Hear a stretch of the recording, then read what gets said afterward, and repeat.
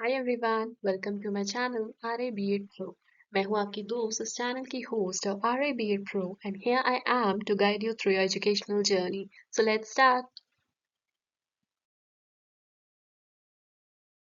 Today, we will be talking about the determinants of purpose and processes of education. There are various determinants such as community, state, religion, market. And today, we will break them into separate videos. And today, we will be talking about the state as the determinant of purpose and process of education. See, when we are talking about state, we are not talking about a राज्य, किसी particular state की बात नहीं कर रहे हैं। State यहाँ पे स्टेट से मतलब है कोई भी गवर्नमेंट या पॉलिटिकल अथॉरिटी। सो इस कॉन्सेप्ट को अंडरस्टैंड करने से हमें पता चलता है कि कैसे कोई भी पॉलिटिकल प्रोसेस या आइडियोलॉजीज या स्टेट के डिसीजंस, गवर्नमेंट के डिसीजंस, कैसे उनका एक सिग्निफिकेंट इम्पैक्ट होता है एजुकेशन सिस्टम्स पे, कि एजुकेशन सिस्टम कैसे डिज़ाइन किए जा रहे हैं and what they aim to achieve, वो अचीव क्या करना चाहते हैं।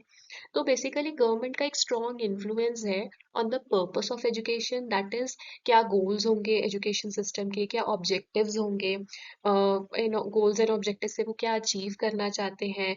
जैसे कि suppose the aims are to foster the feeling of citizenship या फिर नेशनल आइडेंटिटी या economic development, social equality. So these purposes they reflect the priorities of the government at a given time. Then the process of education, क्या methods है, curriculum है, policies है, structures है, जिसके through education impart की जाएगी। अब गवर्नमेंट का या स्टेट का बहुत महत्वपूर्ण रोल होता है ये डिसाइड करने में कि किस टाइप का करिकुलम इम्पार्ट किया जाएगा, क्या रिसोर्सेज एलोकेट होने चाहिए, या टीचर्स की ट्रेनिंग किस तरह से होनी चाहिए, एजुकेशनल पॉलिसीज किस तरह से होने चाहिए। All this come under the process of education. So today we will be trying to understand this entire thing कि कैसे गवर्नमेंट का क्या रोल रहता है in shaping both why education is provided, that is what is it the purpose, and how it is delivered, that is the process. So आइए शुरू करते हैं। So let's start with the introduction. State basically refers to the government and its institutions at various levels. It can be at national level, state level, or the local level that have the authority, जिनके पास ये authority भी है and responsibility भी है for designing, regulating, funding and administering the education system. पूरा education system जो design भी करते हैं, रेगुलेट करके चलाते भी हैं, फंड भी देते हैं और प्रॉपरली एजुकेशन सिस्टम को रन करते हैं। In India, the state plays a pivotal role in shaping both the purposes, that is the goals and aims of education, and the processes, that is how education is delivered, managed and accessed. Okay, so we will start. अगर हम role देखें state का, again again I am saying, यहाँ state कोई राज्य नहीं है, state means government. So there are various rules of state in education, such as there is a legislative and constitutional role. तो लॉज वगैरह क्या रहते हैं, उस तरह से राइट्स क्या रहते हैं, आर्टिकल्स क्या रहते हैं, कॉन्स्टिट्यूशन में क्या लिखा हुआ है कि एजुकेशन किस तरह से होनी चाहिए या क्या रूल्स होने चाहिए। Then we have the policy making and planning, education को लेके क्या पॉलिसीज बनती हैं और कौन बनाता है, all these things. Administration and governance, funding and resource allocation, curriculum and pedagogy, reforms and innovation. So these are just the headings of what are the different roles. We will break each of them and explain and study them in detail now. Let's start with the first one, which is legislative and constitutional role. See, if we talk about the constitutional provisions, हमारा जो education है India में वो एक concurrent subject है। जब हम बोलते हैं कॉन्करेंट सब्जेक्ट है, इट मीन्स दैट सेंट्रल में, that is central union government का, और स्टेट गवर्नमेंट का। स्टेट गवर्नमेंट हम राज्य की बात कर रहे हैं, तो सेंट्रल में जो सरकार बैठी है और राज्य की जो सरकार है, दोनों की ही जिम्मेदारी है to make the policies on education. This dual responsibility is outlined in the seventh schedule of Indian Constitution. अब हम कुछ आर्टिकल्स देखते हैं जो हमारे कॉन्स्टिट्यूशन में लिखे हैं, जिसके वजह से बहुत इम्पोर्टेंट हो जाता है एजुकेशन को केटर करना। Article 21 is very important which guarantees the right to education to every student, making free and compulsory education a fundamental right for children aged 6 to 14 years। तो जो गवर्नमेंट स्कूल्स होते हैं उनमें राइट टू एजुकेशन बहुत ही important है, और education free है और कंपलसरी है for the students, for the children who are of the age from 6 to 14 years। Article 45 encourages early childhood care and education for children below the age of 6 years। तो 6 to 14 years के लिए तो right to education है। और जो early childhood care and education होता है, जिसे हम EC CE भी बोलते हैं, तो जो 6 साल से छोटे बच्चे हैं उनके लिए ये बहुत ज़रूरी है, इसलिए हमारी बाल वाटिका बनी हुई है, या उस तरह से उनको एजुकेशन दी जाती है आंगनवाड़ी केंद्र में। Then we have Article 46, which mandates the promotion of educational and economic interest of scheduled caste, scheduled tribes and the other weaker sections। तो जो हमारा थोड़ा backward classes हैं उनके लिए ऐसा नहीं है कि वो left out रह जाए, जो weaker sections हैं, जो minorities हैं, उनके लिए भी education बहुत important है, and Article 46 mandate करता है to promote this education for them, so that they can make, or they can also make something out of their life. So this is the legislative and constitutional role. So basically the Indian constitution एक बहुत important crucial role play करता है in defining the purpose of education such as promoting equality। So equality promote हो रही है, हम इन्हीं article से देख सकते हैं कि कोई भी बच्चा ना रह जाए, चाहे वो किसी backward caste से हो, चाहे वो किसी भी age का हो, education उन्हें मिल पाए। Reducing social disparities and ensuring universal access, that every child has the access to education no matter where they are. So this is all about the legislative and constitutional role. Moving on to the next topic, which is policy making and planning. So the union government primarily through the ministry of education, जो हमारी central government है, वो ministry of education के through national level education policies बनाती है। अभी recently हमारा example है जो हमारी NEP 2020 आई थी, national education policy which was launched in the year 2020।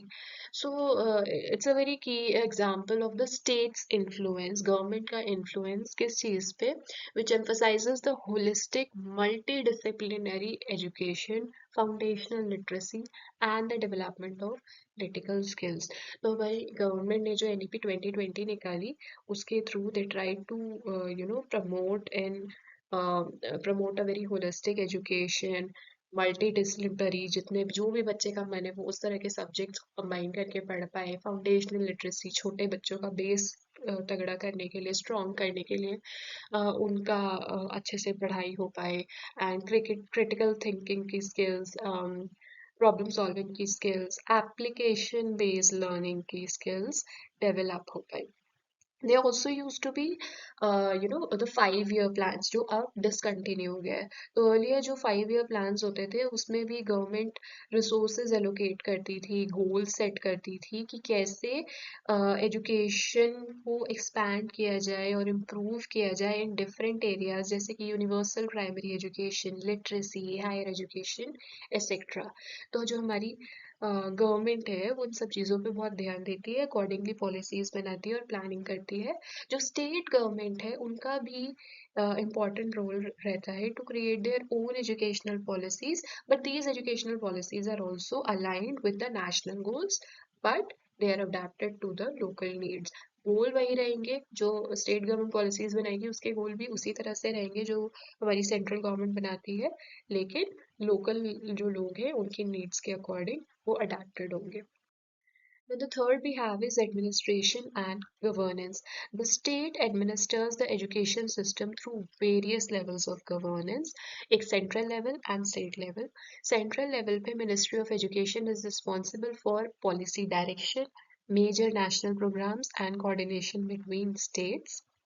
Ministry education of education की रिस्पॉन्सिबिलिटी रहती है कि पॉलिसी को कैसे इम्प्लीमेंट करना है, उसके लिए डायरेक्शन दे, नेशनल प्रोग्राम्स जो है ज़रूरी ज़रूरी उनको बनाए या उनको कैसे इम्प्लीमेंट करना है वो देखे, एंड स्टेट्स के बीच में भी कोऑर्डिनेशन मेंटेन करके रखे। उसके अलावा जो सारे सेंट्रल बोर्ड्स होते हैं जैसे कि सीबीएसई है, एनसीईआरटी है, they are involve in the curriculum development, standard set करना, administering the exams at the national levels, ये सब सेंट्रल लेवल पे जिम्मेदारी होती है। देन द स्टेट लेवल पे state governments have their own education departments and boards like state education boards, which handle the curriculum, teacher recruitment, examination, implementation of policies.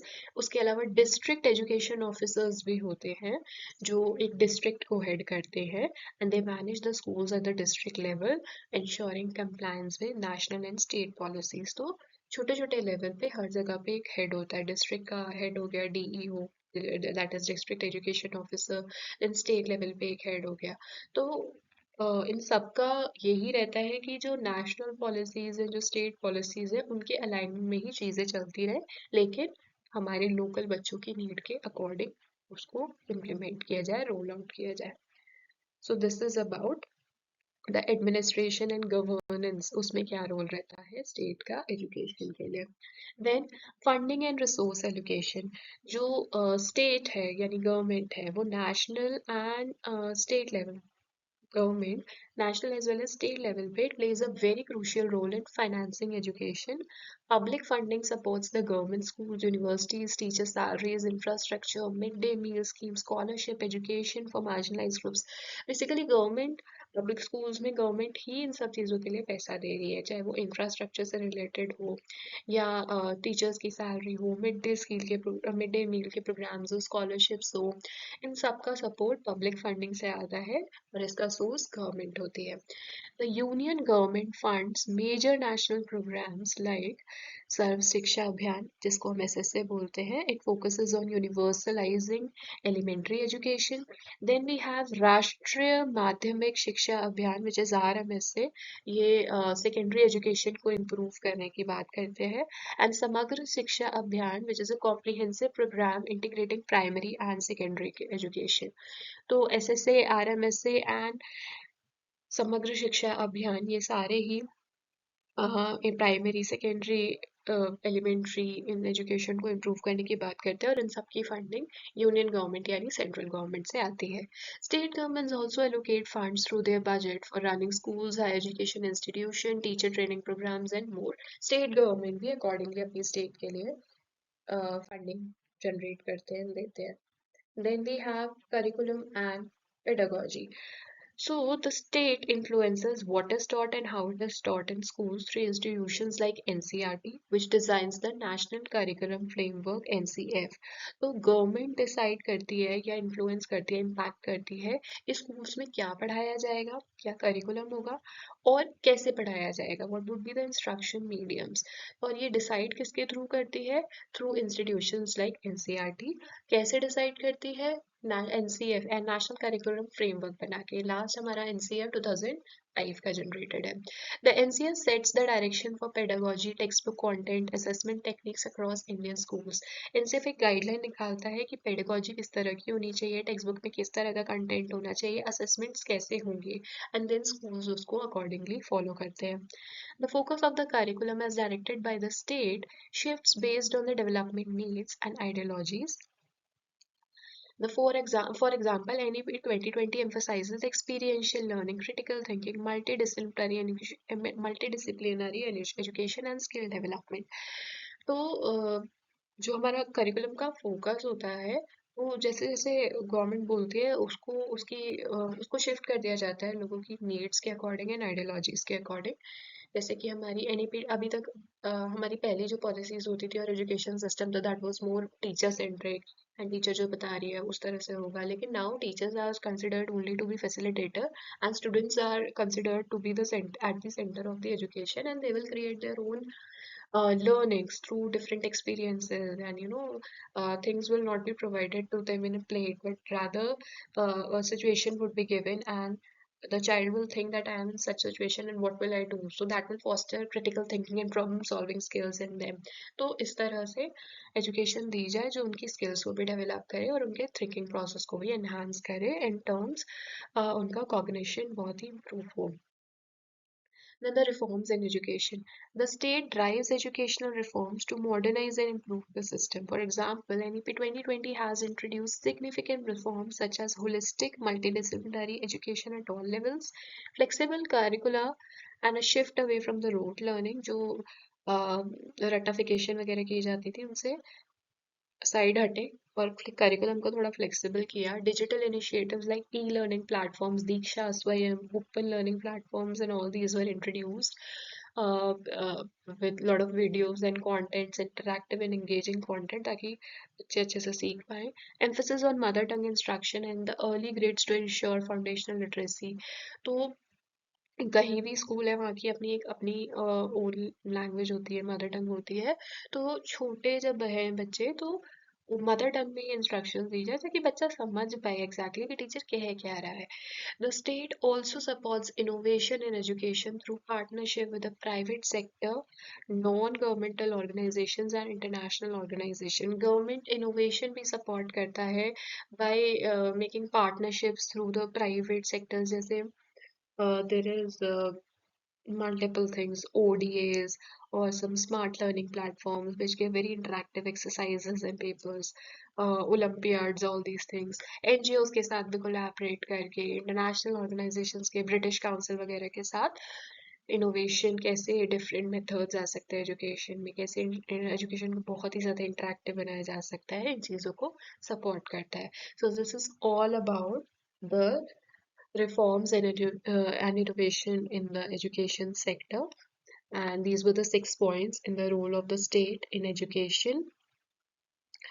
And so basically we can just safely conclude that in India the state or the government is a very key determinant of the purpose and process of education, and it shapes the policies, the governance, the funding, curriculum design, equity measures, and the reforms in the education sector. It works both the provider of public education and a regulator of private education. ऐसा नहीं है private education बिल्कुल private चल रही है, उनका अपना curriculum चल रहा है या वो कुछ और अलग ही पॉलिसीज के साथ वो चल रहे हैं, ऐसा नहीं है. पब्लिक एजुकेशन में पूरी तरह से फंडिंग जा रही है, सब कुछ जा रहा है गवर्नमेंट की तरफ से, लेकिन गवर्नमेंट इज ऑल्सो रेगुलेटिंग कि प्राइवेट एजुकेशन भी उन्हीं लाइंस पे उन्हीं पॉलिसीज के अकॉर्डिंग चले. So it's also a regulator of the private education. Through it's policies and actions this government seeks to balance the development goals, the social justice, and the global competitiveness in the education system. तो अपनी policies के through and implement उन policies के implementation के through हमारी जो government है वो एक बैलेंस बिठाना चाह रही है डेवलपमेंट गोल्स के बीच में, सोशली जस्टिस हो, सब बच्चों को एक साथ एजुकेशन मिल पाए और ग्लोबल लेवल पे हमारे बच्चे compete कर पाए, स्टैंड कर पाए. This all other roles of the state or the government in the education system. So that's all about this particular topic. Thanks a lot for watching, and if you feel this video has helped you or will help you in your exams, kindly give it a like, share it with your friends, and subscribe our channel. Thanks a lot everyone. See you in the next video.